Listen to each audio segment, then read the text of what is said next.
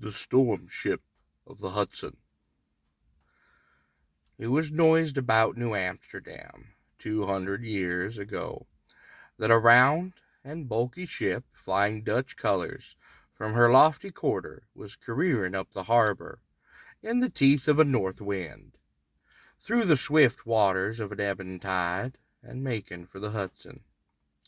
A signal from the battery to heave to and account for herself being disregarded, a cannon was then trained upon her, and a ball went whistling through her cloudy and imponderable mass. For timbers she had none.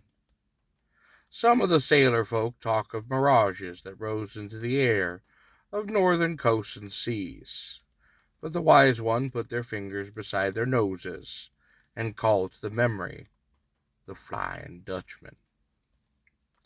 That wanderer of the seas, whose captain, having sworn that he would round Cape Horn in spite of heaven or hail, has been beaten to and fro along the bleak Phrygian coast and elsewhere for centuries, being allowed to land but once every 7 years, when he can break the curse if he finds a girl who will love him. Perhaps Captain Vanderdecken found this maiden of his hopes in some Dutch settlement on the Hudson, or perhaps he expiated his rashness by prayer and penitence. Howbeit he never did come down again, unless he slipped away to sea in snow or fog so dense that watchers and boatmen saw nothing of his passing. A few old settlers declare the vessel to be the Half Moon, and there were some who testified to seeing that identical ship, with Hudson and his spectre crew on board, making for the Catskills to hold the carouse.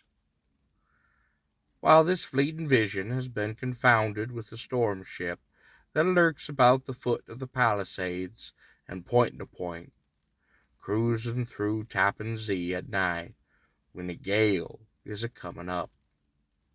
The Hudson is 4 miles wide at Tappan, and squalls have space enough to gather force. Hence, when old skippers saw the misty form of a ship steal out from the shadow of the western hills, then fly like a gull from shore to shore, catching the moonlight upon her topsails, but showing no lanterns, they made to windward and then dropped anchor.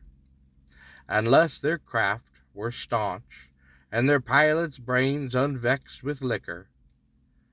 On summer nights, when falls that curious silence, which is both an ominous of tempest, the storm ship is not only seen spinning across the mirror surface of the river, but the voices of the crew are heard as they chant at the braces and halyards, in words devoid of any meaning to the listeners.